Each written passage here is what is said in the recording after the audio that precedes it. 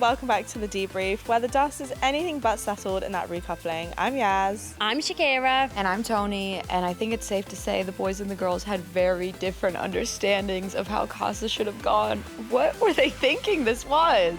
I'm not actually sure. I think Kevin and Samraj both said they got Casa wrong, but what did they think they were meant to do? I think there's ways to go about Casa respectfully if you are happy in your couple. I feel like boys in general are always looking for something more, even when there's greener. Yeah, there's beautiful women who are down for them right in front of them already. They did the most in Casa. I think the problem with Cav is because his situation was going really well with Jazz, but when they left for Casa, it was so rocky. It was like they were on a break, but they didn't define what does that mean. The terms of the break. Yeah, the terms of the break. But Samraj and Mika, I mean, they were pretty secure before they left.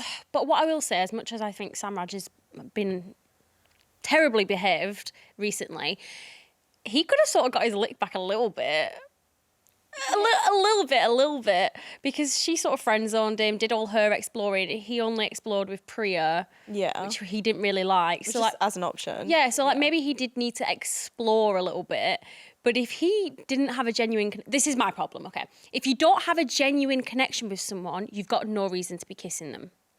I actually think Kevin was well within his rights to kiss Charleen if he genuinely really liked and was like, this is what I've been missing, this is the girl for me. I think he did really like her, though. So did I. So I was like, oh, okay, that seems fair. Yeah. Kevin obviously said Jazz and him aren't compatible, and now he's compatible with Charleen. I like this for them.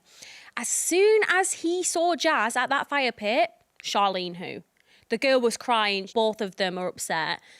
I think this is completely backfired on him, because if he was all in for Charleen, fine, I wouldn't really have much to say. It would be upsetting that Jazz was upset, but it'd be good that he'd actually found something suitable. But now he wants both of them. He wants to have his cake and eat it. That's the problem. That's the weird pattern, that all of the boys that brought a girl back still expected to continue to get to know the girl from the main villa. Yeah. Like, honey, you're lucky they're even still there. Like, from our season, the people who were single were dumped immediately. Yeah, like there's no counting that they're still going to be there. Like, it's not promised. And if you're going to recouple with someone, you've got to be absolutely headstrong sure that that is a better connection than what you had in the other villa. Because like, why would you? Like Simba, for example, he's saying, oh, you can't compare 3 weeks with 3 days. Well, why did you bring it back then? If you just said, Angie, if you go home, I'll go home too. Like, what planet are you on? If you were going to go home, if Angie leaves, why would you bring someone back? It's just not adding up. Like, what did they think the point was? What we've seen in so many previous Casa recouplings is the guys go to Casa, they meet a girl, they end up being really besotted with her, because I think it's almost like a breath of fresh air. Any sort of ag that they were getting from whoever they were coupled up with in main villa has sort of been like released, if you know what I mean. It's sort of like this is the shiny new thing in front of me. And then they come back into main villa, and I think all the emotions of like past relationships and past connections, they come back up again. And now it's sort of like, well, they almost like disregard their Casa person. And then this is what I always think would happen with Jazz and Cav, is I think they would go off and have their fun, but I think eventually they'll rekindle at some point. Do you almost think Casa was a case of the boys did too much and the girls did too little? What do you think, T? The thing is, the girls in Casa were baddies. They had material to work with, and then the boys in the main villa weren't giving that same bombshell energy that the main villa girls would have wanted, or if they did, it was like doing too much. So I don't know. It's hard. You kind of have to know the person that you're coupled up with. Like, I think Yaz is a great example. She knew Lorenzo would be up to fuckery over there, so she got right up to it as well.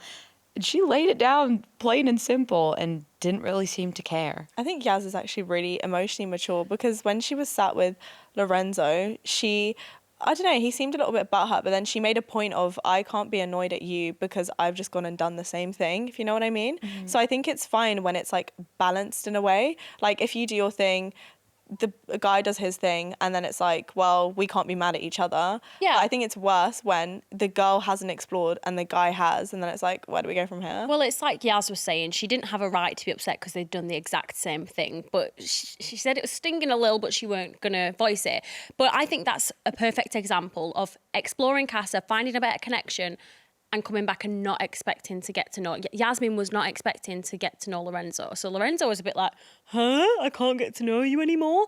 That's a classic example of the boys and girls having different viewpoints on it. I think if you really like your person in the other villa, you can get to know people as much as you want. The challenges are there to sort of kiss and explore. That's where you fuck around. Kissing in broad daylight isn't needed. It isn't needed if you've all kissed each other in these incestuous little challenges that we do every single year. You already know what the kiss is like. You know if there's chemistry there. And if you have a level of respect for your other partner, you won't be doing that. If you know it's not working out with your partner in the other villa, by all means explore and pick up the pieces later. But don't come back with someone and expect the girl at the other villa to be fine about it. Because if you were so happy about your connection in the main villa, why did you have to go try it out with everybody else? Exactly. And not only try it out, but bring someone back. Do you know what I mean? Yeah. It's just a really awkward situation when the Casa girls come back into main villa, because like we were main villa girls, and like I remember when the Casa girls came in, it must be so daunting for them. So like I remember we went up to them and like spoke to them and tried to make them feel welcome, because it's actually really scary. But You went up to them? this year, Right. Yeah. Well, but what I will say is, me and you were super single, so it was very easy for us to do that. Like we were going to make them feel welcome. I don't think all of the girls had that same reaction. Like there was definitely a bit of frost. yeah, that was definitely for us. And I think that's what we're seeing here from the other, because they feel like a woman scorned. Yeah. And like Lola obviously feels like she's putting the blame on some of the girls. Like she called Yulia a fucking bitch for doing what she has come in to do. But the problem is Sean was in Lola's ear saying, oh yeah, Yulia was saying this and that to me and da-da-da-da-da. And like, I don't even remember that happening. I don't know if maybe he was trying to play it up. I don't really know. Maybe they did have something and we just didn't really see much of it. But at the same time, it's like, Yeah, but Yulia's doing her job. She's a bombshell. no, She's exactly. like Casa Amor. Do you know what I mean? Yeah, Sorry, it's not Sean, her if you're fault. all loved up, fuck off home, mate. Do you know what I mean? Like, what? Opt out of Casa. No, but why is he coming to snitch on Yulia to try and make himself think look she did good? anything She's wrong. just doing her job. Like, Yeah, do but you know what I Sean mean? fuels drama always. Yeah, but I just thought that was ridiculous. And I think fucking bitch is a very strong term to use. She wouldn't say that to her face. And I think Yulia would give it a back to Yeah. I think we did see Mika say that she didn't want the girl. It's not the girl's fault, basically. But then again, I think because there was so much turmoil going on, I think naturally we just saw a divide. It was like Casa girls in the den, main villa girls elsewhere. Yeah, and I also think that was because they were consoling their friends. Like, Yeah. on one hand, the Casa girls had Charlene, who was very upset. was upset, yeah. And then the main villa girls had Angelista, Mika, Jasmine. So they've met their friends. That's what it is. Yeah. We did get a little tease of maybe the girls coming together. So that will be nice to see if they swap and report back. Yeah, I the think truth will camaraderie is always the come best, out. yeah. Last week, we had a special delivery from eBay just in time for a surprise villa performance from global pop star BB Rexa. Let's look at some fits from the night. Mika was just too stunning in the famous blue Versace latex mini dress. Is it just too clingy? Angelista styled another iconic villa fit, the breathless red latex dress, also worn by the one and only Leanne and Yaz. All of them looked amazing. As for the boys, Samraj adds to the standout collection of pre-loved bags, rocking a Dior Lingot pattern crossbody bag. BB brought the hits and eBay brought the head-turning pre-loved fits. Find your next villa-inspired, authentic pre-loved piece on eBay. Sponsors of Love Island. I really think we should give Jazz her flowers on that. She was cool, calm, collected, said her points, didn't crash out, which like I was surprised at, to be fair. I thought we were going to see a big reaction, but I think you can just tell she's just very drained by the situation, that she didn't want to give it her energy. Now, when a woman is quiet, you should be scared. Yeah. That's all I'm going to Yeah, say. well, it's like what we were saying yesterday, like, we knew when Jazz is quiet, like she's upset, and she was very much feeling her feelings, and it was the other girls who were riling her up to be angry at the fire pit. And then when she spoke to Kevin one-on-one, it was hurt, and she was just being very vulnerable, expressing her emotions. I think she dealt with it really, really well. She made all her points. The only thing I wasn't sure about was the self-sabotage. What did you think about that? Do you think Kevin's self-sabotaging? No, I don't think it's self-sabotage. I think he saw where their connection lacked in the main villa, and he looked for all the things that were lacking in Charleen, and he found them. Yeah. I don't think it was self-sabotage, because if he was sabotaging, he would have just came back with Charleen and said, bye, Jazz. I think Kevin's issue initially with him and Jazz was the compatibility. They were obviously butting heads on a lot of things, and he was saying, oh, maybe I'm too immature for you, maybe I'm too young for you. We're not seeing eye to eye. Whereas with Charleen, they are on more of a wavelength with their, I don't want to say love language. Like energies. Their demeanour They're is different very energies, yeah, those she's like two. sweet, happy, go lucky. She's not going to give him that aggro. But then he obviously misses that and likes that about Jazz because he would be happy in La La Land with Charleen. I think it's hard to come back from Casa and actually have to see the person that you've upset. And then he took a step back and was like, well, I didn't want this to be over. But now him and Simba are both hurting 2 girls in the process of it. And it's like, I don't know. Damned if you do, damned if you don't. No, I don't think it's damned if you do, damned if you don't. Because if he would have come back and been all for Charleen and say, Jazz, we had a really nice 3 weeks. I found what I was looking for. We weren't compatible. I'd be like, you know what? Fair enough. He hasn't done that. He's backtracked. Yeah. That's the problem. He's backtracked. He's played in her face. He's gone and done all this madness in Casa, which would have been fine if it was, we were on a break, we aren't compatible, we don't want to get back together. But it's not. He wants to have his cake and eat it. And she's saying, it's not your choice anymore. I think the thing with Cav is like in his ideal world, I think he would probably want to be able to explore things with Charleen still, because it's hard. Like he only had a connection with her for a short amount of time, and I feel like that in itself isn't exactly comparable to like the whole like journey he's been on with Jazz. So I think it's a case of he's still those feelings for Jazz will never go, if you know what I mean. Like just because he went and explored things with Charleen, but I think it's a case of he probably wanted to come back into Main Villa and still not like have both options, but just see, okay, well now they're both here, which one am I gravitating more towards? Like, is there still something really strong with Jazz? Is something we can figure out? Or is it a case of, oh no, there's actually nothing there, let me go full force with Charleen? I'm going to double down on this and say Cav did not know that Jasmine was still going to be able to stay. Yeah. Those boys are not understanding that their actions have consequences, and Angelista and Jasmine could have been gone at that recoupling when their boys returned with somebody else. It's happened multiple times before. It's not a guarantee, but like last year, that was what happened to our dumpies. I just think it was a very ballsy decision to bring someone back if you aren't 100% sure that that's your person. Like, what would a Simba have done? Angelista gets dumped and then what, you go home? All of that was for nothing. For nothing. But I just feel like you can't tell if it's 100% your person, because I just don't think you can... Like, I think Simba even said it, like, with his connection with Angie, like, you can't compare 3 days to 3 weeks. I think it's literally a case of, well, bring the girl back just in case, like, there's nothing there anymore, or just in case you have a stronger connection, because otherwise, like, what else are they meant to do? I think amongst this whole break situation with Cavan and Jazz, Charleen is also confused now, because Cavan doesn't know what a break means, obviously. I think Charleen's read it as he was a free agent. He was basically single, like they deaded it off, they weren't compatible. So she's thinking, oh, I'm getting to know this boy and he's only got eyes for me. It's obviously a different story now. He was also chosen for what? The one to turn his head the easiest? Like, I bet all the Casa girls, Charleen included, just thought it was going to be fine when they got back. But obviously, Cav still has strong-ish feelings for Jazz. Yeah. It doesn't just go away because you spend 3 days in another villa. I think she could tell even when they walked in, like Jazz and Cav obviously made eye contact with each other, and I think she could kind of sense that there was very much like strong feelings still there. You could see his body language. Yeah, and then obviously like that puts her in a really awkward position. And same with Mara, to be honest. Like even the way she walked in with Simba, it was so, like you could literally cut the tension with a knife. Like it didn't look like a case of, oh, Simba and Mara are united type of thing. It looked like, oh, well. It was giving mistress vibes. Yeah, like he's bringing his mistress over. Wifey's back at the main villa. Yeah, like it was like, ooh, this isn't like, this is my new girlfriend. It was like. I think with Charleen, obviously now she's kind of like the odd one out in the situation. And I think Mara's obviously feeling the same way. Because even when she was brought back in, I think you could tell like Simba wasn't really embracing her. She wasn't really welcomed into the villa. And I think she sat there now just feeling so awkward after hearing, well, Simba's like, basically saying he's going to leave if Angie leaves. Could you imagine? What was that going about? back to the main villa thinking, oh, shit, sweet, I made it, I got a man, and then he's willing to leave with the next girl? 30 seconds later. I don't know what goes through his head. Nothing. Confused. No, it's just crazy.